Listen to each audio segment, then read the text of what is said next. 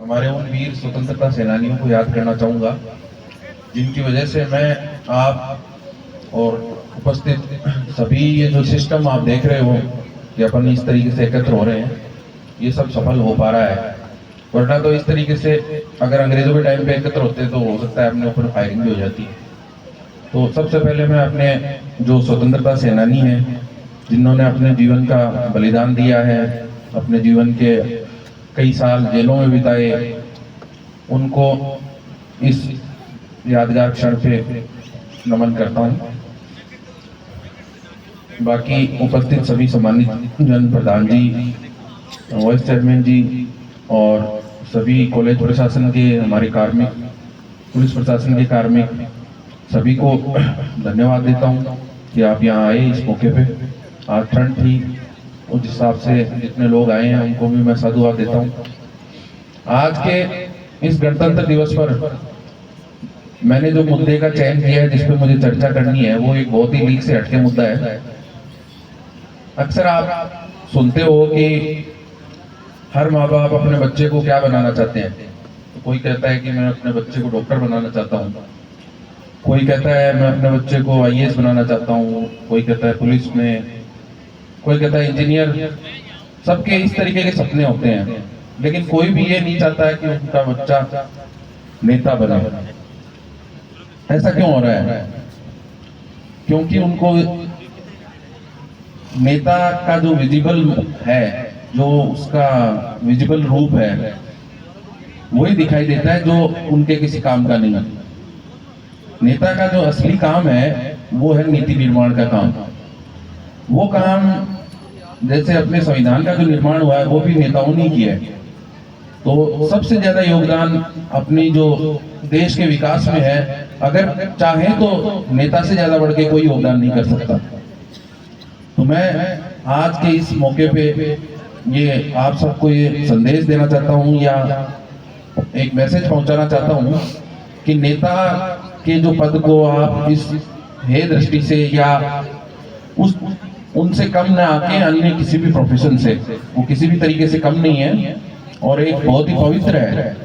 हालांकि कुछ लोग इसमें गलत तरीकों से भी प्रवेश करते हैं, लेकिन वैसे तो हर पेशे में गलत लोग हैं, अच्छे लोग भी हैं। तो अपने को अच्छे नेता प्रोड्यूस करने हैं तो वो प्रोड्यूस तभी होंगे जब अपन बच्चे को प्रोत्साहित करेंगे उस। और दरअसल मैं देखता हूँ कोई भी बच्चा अगर छात्र राजनीति में कार्य करता है तो उसको उसके घर वाले स्कूल टीचर की तैयारी करने में लगा देते हैं, जबकि उसका मन राजनीति में है।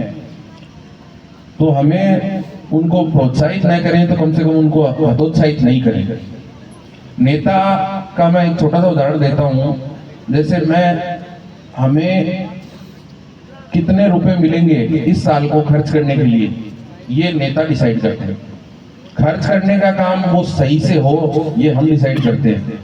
लेकिन अब अगर आप एक अच्छा नेता निकल के आएगा तो वो ये देखेगा कि शिक्षा के ऊपर ज्यादा रुपए खर्च होने चाहिए, स्वास्थ्य पे ज्यादा खर्च होने चाहिए। तो वो उस अमाउंट को तय करता है कि कहाँ से पैसे अपने को किस तरीके से खर्च करने हैं।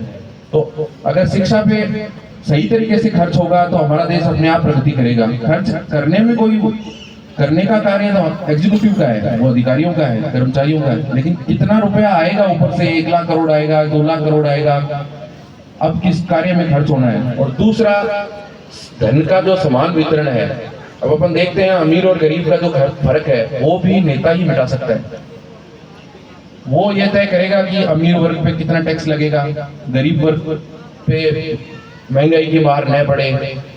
तो इस तरीके से धन के समान वितरण को भी नेता ही डिसाइड करता है कि टैक्स किस तरीके से लगेगा, किन लोगों पे टैक्स लगना चाहिए, किन पे कितना लगना चाहिए, कि कहीं मजदूर वर्ग और गरीब किसान वर्ग पे बहुत ज्यादा टैक्सेशन न हो जाए।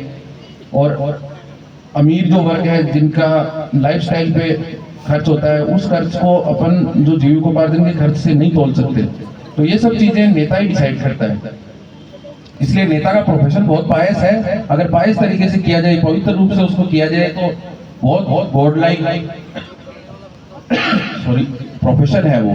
तो उसको अपने को नीच दृष्टि से, है दृष्टि से नहीं देखना है कि भाई इसमें बच्चे को नहीं भेजना। अगर बच्चे का इंटरेस्ट है छात्र राजनीति में, आंदोलन राजनीति में, तो उसको अपने को हतोत्साहित बिल्कुल नहीं करना है। अगर उसका मन राजनीति में लग गया है तो वो और कुछ काम अब नहीं कर पाएगा। वैसे ही जैसे जिसका पढ़ाई में मन लग गया, जिसका स्पोर्ट्स में लग गया, फिर उसको चाहे आप स्पोर्ट्स वाले बच्चे को आप चाहे नेतागिरी में डालोगे तो उसकी वही हालत होनी है, तो वो दोनों में सफल नहीं होगा। तो छात्र राजनीति से बहुत अपने अच्छे अच्छे नेता निकले हैं, छात्र राजनीति से भी, समाज सेवा से भी अच्छे अच्छे नेता निकले हैं। अगर वो नेता मान लो पढ़ाई में लग जाते, टीचर बन जाते, तो वो एक स्कूल तक सीमित रह जाते, वो आगे बढ़ के कुछ बन नहीं पाते। तो इसलिए आज के दिन मैं सभी माता पिता जितने भी गुरुजन सभी हैं उनको भी मैं ये कहता हूँ कि भाई अपनी एक लिस्ट में अगर किसी बच्चे का झुकाव राजनीति की ओर है तो उसको हतोत्साहित नहीं किया जाए, क्योंकि उससे भी वो सब काम कर सकता है जो अन्य किसी प्रोफेशन से कर सकता है। इस बात को अपने को गहराई से मनन भी करना है। और स्कूल की राजनीति, छात्र राजनीति, इसको भी अपने को नए दृष्टि से नहीं देखना है। स्कूल में अच्छी राजनीति भी होती है, जैसे मैं राजस्थान यूनिवर्सिटी में था तो वहाँ पे कई छात्र नेता थे जो नए बच्चे जो बाहर से आते थे उनका एडमिशन कराने का कार्य उनको वो कराते थे। बाहर से जैसलमेर से, बाड़मेर से बच्चे आते थे, तो इस तरीके से पायस काम भी होते हैं। उनकी फीस में कटौती के लिए आंदोलन करते थे, कई बार हॉस्टल की फीस बढ़ जाती थी, तो वो वहाँ एक मिनी संसद की तरह या मिनी विधानसभा की तरह कार्य होता है। बाद में वो स्टेट की राजनीति या नेशनल राजनीति में वहीं से जाने का रास्ता होता है। तो अगर कोई करता है तो उसको हतोत्साहित नहीं करें, क्योंकि उसी से अपना जीवन का वो ऐसा लक्ष्य भी पा सकता है जो किसी अन्य प्रोफेशन से पा सकता है। इसी बात के इस मुद्दे के अलावा एक और मुद्दा अपने संग्रिया की पावन धरती पे आजकल चल रहा है, जो है नशे का मुद्दा। उस मुद्दे को लेके मैं आपसे एक बात डिस्कस करना चाहता हूँ कि अपने बच्चों पे आप उनको, मैं कहता हूँ कि उन पे बंदिश न डालें, लेकिन उन पे थोड़ी नजर और वॉच रखें। कई बार क्या होता है, बच्चे को अगर शुरुआती लेवल पे अपने नजर में आ जाए तो छोड़ना बहुत आसान होता है। नशे को अगर वो 6 महीने, 1 साल, 2 साल का क्रॉस कर गया, फिर नशे को छुड़ाना बहुत मुश्किल कार्य हो जाता है, क्योंकि उसकी बॉडी पूरी तरह से उसकी एडिक्ट हो जाती है। जैसे अपन रोटी खाते हैं तो हर सुबह हर दोपहर में अपने को उसी टाइम बॉडी डिमांड करने लग जाती है। जिस तरीके से खाने की डिमांड होती है उस तरीके से फिर उस व्यक्ति के बॉडी में नशे की डिमांड होने लग जाती है। फिर वो अगर उस लेवल पे पहुंच गया तो नशे को छोड़ना बहुत मुश्किल हो जाएगा। इसलिए अपने सभी बच्चे जितने भी हैं अपने आसपास के सब पे वॉच रखें, उनकी हरकतों पे वॉच रखें, उनकी गतिविधियां किस तरीके की है।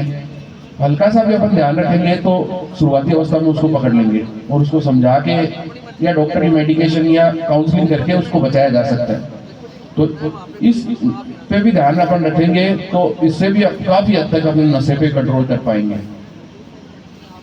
बाकी आज के इस गणतंत्र दिवस के मौके पे इतनी संख्या में आप लोग पधारे और इस ठंड के मौसम में मुझे उम्मीद नहीं थी कि इतने लोग आ जाएंगे, तो उसके लिए भी मैं आपको सबको आप साधुवाद के पात्र हैं।